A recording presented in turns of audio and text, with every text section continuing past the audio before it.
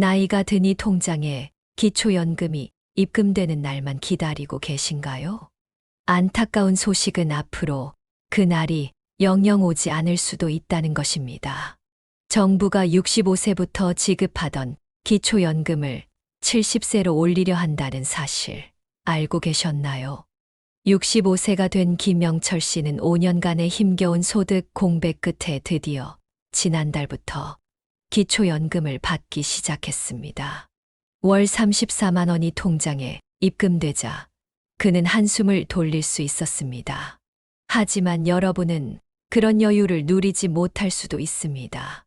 국회 예산정책처는 이미 올해 초 노인 연령 기준을 현행 65세에서 70세로 상향하며 기초연금으로 나가는 재정 지출을 연간 7조 원가량 절약할 수 있다는 분석을 내놓았습니다. 이제 정부가 본격적으로 움직이기 시작했습니다. 여러분, 이건 단순한 뉴스가 아닙니다. 여러분의 노후를 직접 위협하는 변화입니다. 어쩌면 많은 분들이 설마 그런 큰 변화가 갑자기 있겠어? 라고 생각하실 수도 있습니다. 하지만 역사적으로 이런 복지 축소는 항상 갑자기 진행되어 왔습니다. 일단 시동이 걸리면 뒤로 물러서기 어렵습니다. 오늘 이 영상에서는 정부가 추진 중인 기초연금 수급, 연령 상향 정책의 실체와 그에 대비해 지금 당장 받을 수 있는 다양한 노년 지원금 정보를 낱낱이 공개해 드리겠습니다. 영상을 끝까지 시청하시면 정부가 잘 알려주지 않는 노년 지원금 신청 방법과 함께 앞으로 다가올 정책 변화에 어떻게 대비해야 할지 구체적인 방안을 알려드리겠습니다. 시작하기 전에 이 정보가 도움될 것 같다면 지금 바로 구독과 좋아요 버튼을 눌러주세요.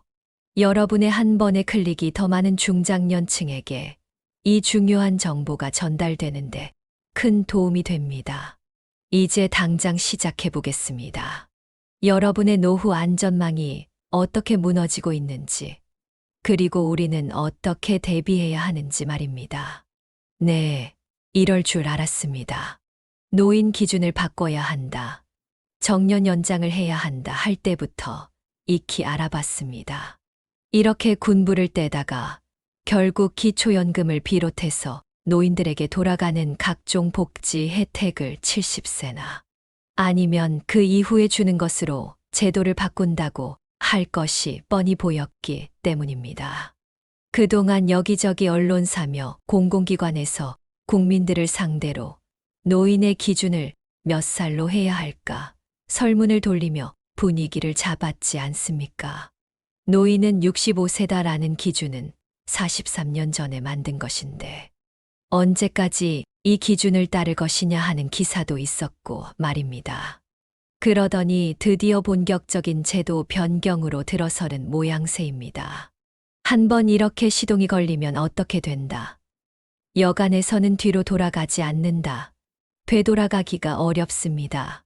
그러니 이제 조만간 기초연금과 같은 노인들을 대상으로 하는 복지 제도가 70세나 그 이후로 상향되는 것은 시간 문제로 보입니다.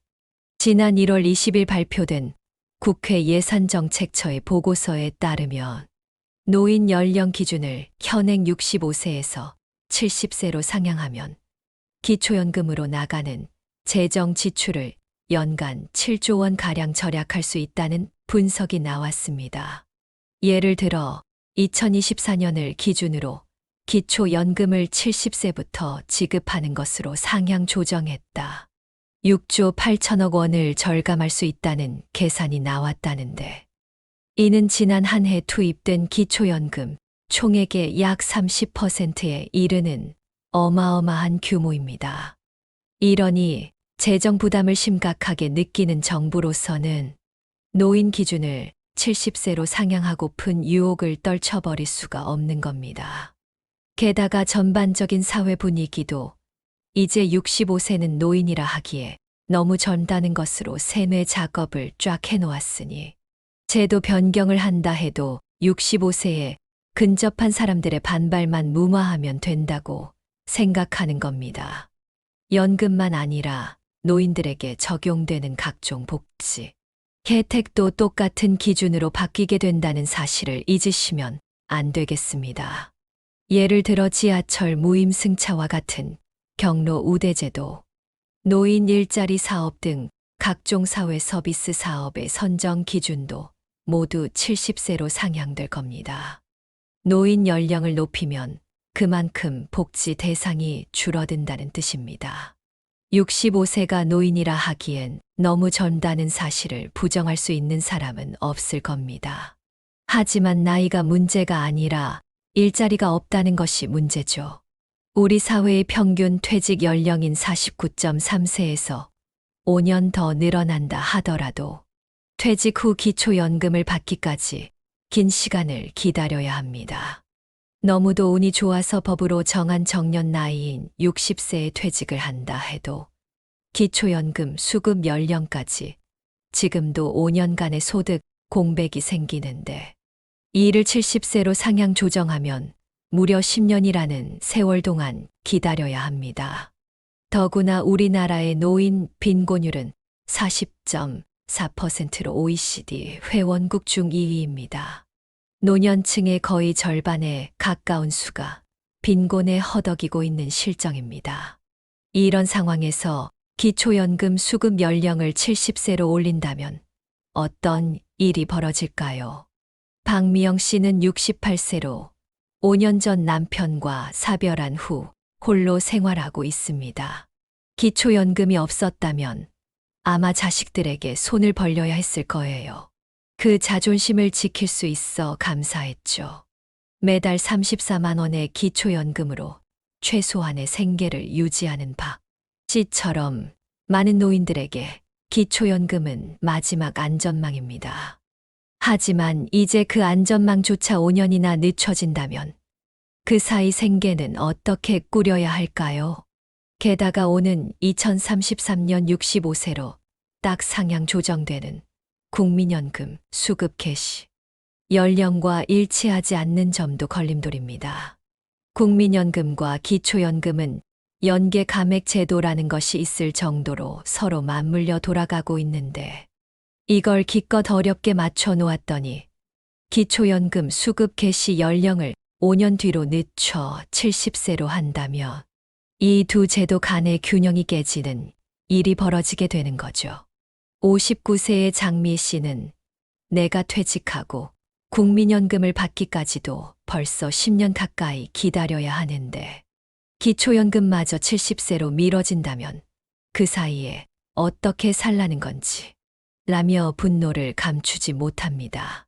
많은 중장년층이 이미 확정된 국민연금 수급 개시 연령 상향에 맞춰 노후 계획을 세웠는데 기초연금마저 늦춰진다면 계획이 완전히 무너지게 됩니다. 그렇다고 국민연금을 다시 70세부터 주겠다고 늦출 수 있겠습니까? 그것도 어렵죠. 연금 수급 연령에 있어 가장 중요한 것은 은퇴 시점입니다. 회사 문을 나서는 순간부터 노후 소득 보장이 필요성이 발생하기 때문이죠. 은퇴 후 재취업을 한다 해도 비정규직에 불안정하고 단기간인 경우가 많습니다. 여러분, 통계청 자료를 보면 우리나라 노인 가구의 월 평균 소득은 일반 가구의 절반에도 미치지 못합니다. 기초연금은 이런 소득 격차를 조금이나마 줄이는 역할을 해왔는데, 수급 연령이 상향되면 65세부터 69세까지의 젊은 노인들은 더 깊은 빈곤에 빠질 수 있습니다. 특히 여성 노인의 경우 더 심각합니다. 남성에 비해 평균 수명은 길지만 연금 수급액은 적고 노동시장 참여율도 낮아 경제적으로 더 취약하기 때문입니다. 남편을 먼저 떠나보내고 홀로 남은 여성 노인들에게 기초연금 수급 연령 상향은 더 큰 타격이 될 수 있습니다. 세금을 절약할 수 있다는 것에만 초점을 맞추지 말고 65세가 되어도 안정된 일자리에서 일할 수 있는 여건부터 만들어 놓은 후에 연금 개시 연령을 늦추는 논의를 하는 것이 순서가 아닐까 싶은 것이 제 의견입니다. 그렇다면 이런 정책 변화 속에서 우리는 어떻게 대비해야 할까요? 다음 챕터에서는 지금 당장 활용할 수 있는 다양한 노년 지원금에 대해 알려드리겠습니다. 이 정보를 놓치면 정말 후회하실 겁니다. 이제 정부 정책은 바뀔 수 있어도 우리가 지금 당장 받을 수 있는 혜택에 대해 알아보겠습니다. 67세 정영호 씨는 작년까지만 해도 월 100만 원도 안 되는 수입으로 힘겹게 생활했습니다. 그러다 우연히 복지관 상담을 통해 기초연금 외에도 받을 수 있는 다양한 지원금이 있다는 것을 알게 되었습니다. 정 씨는 기초연금, 노인 일자리, 주거급여까지 합하니 생활이 훨씬 나아졌어요. 이런 정보를 진작 알았더라면 이라며 아쉬움을 표했습니다. 여러분, 지금부터 정부가 적극적으로 알리지 않는 노년 지원금에 대해 낱낱이 공개하겠습니다. 첫째, 기초연금입니다. 2025년 기준으로 65세 이상 소득인정액이 단독 가구 월 228만 원, 부부가구 월 364.8만 원 이하면 신청 가능합니다. 최대 월 34만 2,510원을 받을 수 있으며 생일이 속한 달의 한 달 전부터 신청할 수 있습니다. 소득인정액이란 월 소득평가액과 재산의 월 소득 환산액을 합산한 금액을 말합니다. 참고로 공무원연금, 사립학교 교직원연금, 군인연금, 별정우체국연금, 수급권자 및 그 배우자는 원칙적으로 기초연금 수급 대상에서 제외됩니다. 둘째, 노인재수당입니다. 기초생활수급자 생계의료급여 대상이면서 중위소득 40% 이하 가구의 65세 이상 노인 개별 가구에게 지급됩니다. 한 달에 5만 원씩 지급되니 연간 60만 원의 추가 소득이 생기는 셈입니다. 셋째, 고령자 고용지원금입니다. 이건 직장에 다니시는 분들께 특히 도움이 됩니다. 근무기간 1년을 초과한 60세 이상 근로자의 고용이 증가한 사업장에 지원되는 제도로 증가, 근로자 한 명당 분기 30만 원을 최대 2년간 지급합니다. 직장을 다니시는 분들은 회사에 이 제도를 알려 혜택을 받으세요. 넷째, 노인 일자리 지원입니다. 노인공익활동사업은 65세 이상 기초연금 수급자가 신청할 수 있고 노인역량활용사업 및 공동체사업단은 60세 이상이면 누구나 신청할 수 있습니다. 노인 일자리 사업에 참여하면 월 30만 원 내외의 소득을 얻을 수 있어 기초연금과 함께 받으면 상당한 도움이 됩니다. 이외에도 주거급여, 의료급여, 에너지바우처 등 다양한 지원 제도가 있습니다.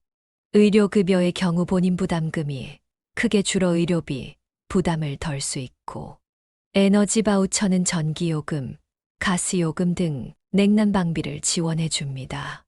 최근 72세 이종석 씨는 이러한 정보를 활용해 월 소득을 2배 가까이 늘렸습니다. 노인 일자리 사업에 참여하고 받을 수 있는 모든 지원금을 신청하니 월 70만 원이 추가로 생겼어요.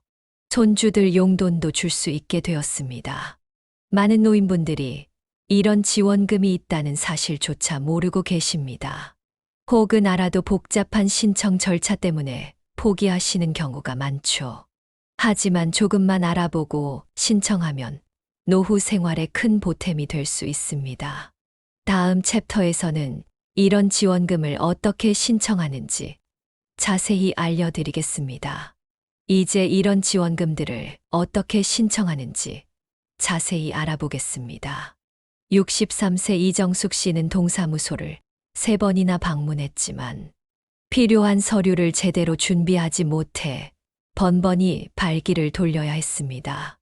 어디서부터 시작해야 할지 몰라서 정말 힘들었어요. 정확한 신청 방법을 누가 알려줬으면 좋겠다고 생각했죠. 많은 분들이 지원금이 있다는 사실은 알아도 복잡한 신청 절차 때문에 포기하는 경우가 많습니다. 지금부터 각 지원금별 신청 방법을 단계별로 설명해 드리겠습니다. 먼저 기초연금 신청 방법입니다.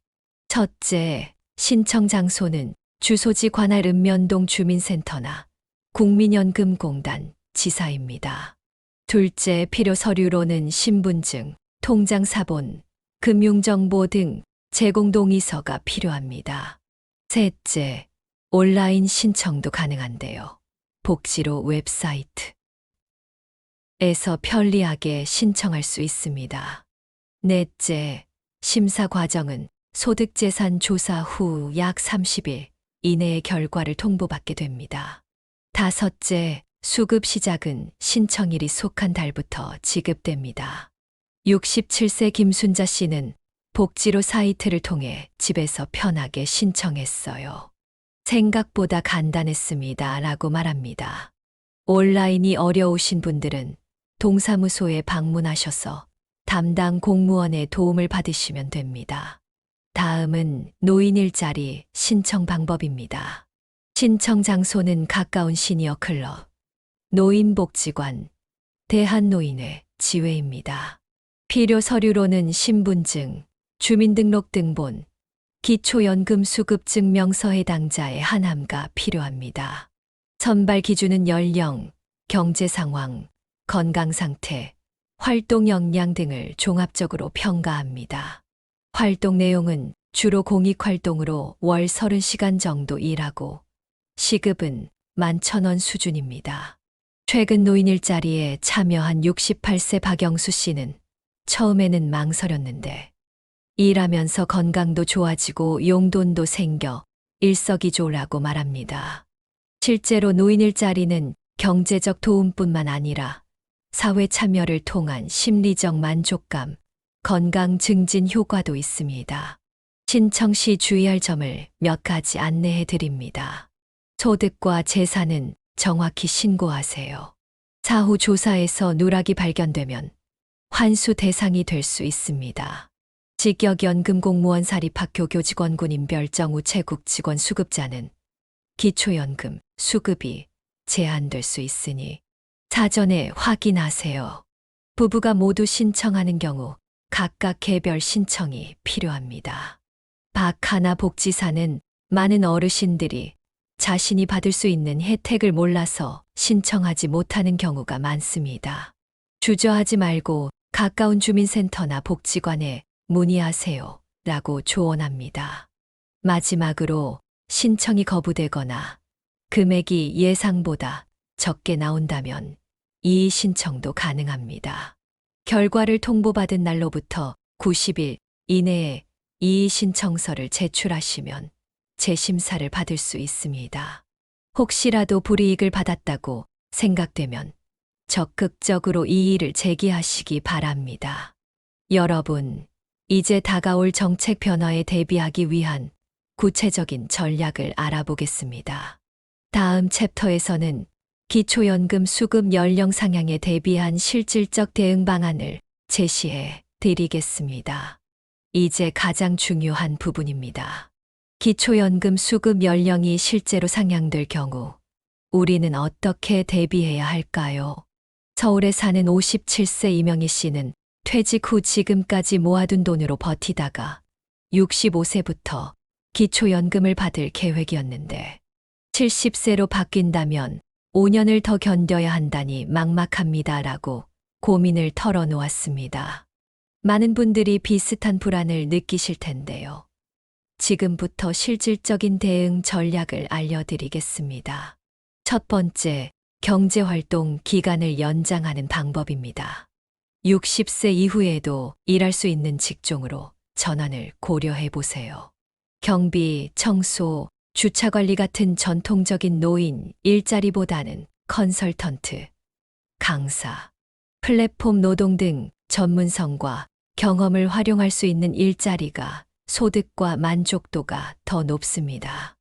노인 친화 기업, 사회적 기업 등 고령자 채용에 적극적인 곳을 찾아보세요. 또한 퇴직 전에 미리 직업훈련을 통해 새로운 기술을 습득하는 것도 좋은 방법입니다. 두 번째, 다양한 노년 지원 제도를 적극 활용하세요. 기초연금 외에도 앞서 설명한 모든 지원금을 최대한 활용하시기 바랍니다. 노인 일자리 사업에 참여하면 월 30만 원 내외의 소득을 얻을 수 있습니다. 지역복지관의 무료 프로그램, 식사 지원 등도 적극 활용하세요. 이런 작은 혜택들이 모이면 생활에 큰 도움이 됩니다. 세 번째, 연금 수급 계획을 재조정해 보세요. 국민연금의 경우 수급 시기를 최대 5년까지 연기할 수 있으며 이 경우 연금액이 증가합니다.